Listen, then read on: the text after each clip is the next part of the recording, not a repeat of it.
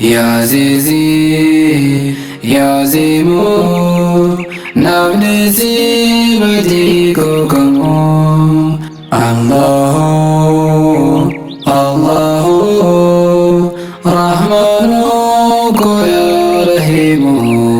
Ya Zizi, Ya Zimu, Navnezi Badi Kokamu.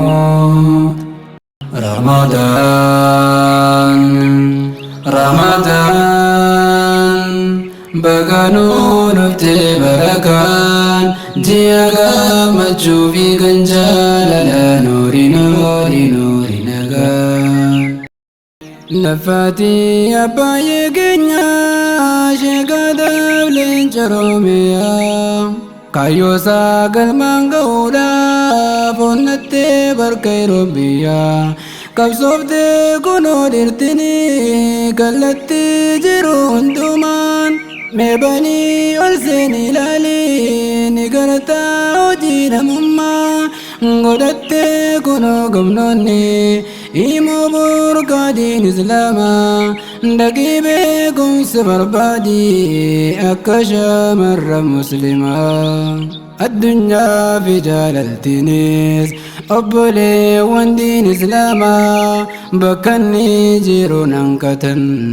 inni hangafa hundumaa furtuu addunyaa barbaannaan kubsiisii diinii teetumaa hidhadduu ilmi barbaade gobla maalikaarra deemaa yaa tokkicha laman taane kan fakkaatti isaan argamne yaa rajaa mawluuqa maraa hin jiru kan sitti naajamne yaa mootii dhalcheen dhalanne shariikaa sin qabduuma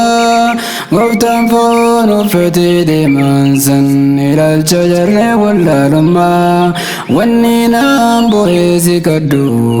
nan balleessi meeqaatima wanni naan bo'ee si kaddu nan balleessi meeqaatima.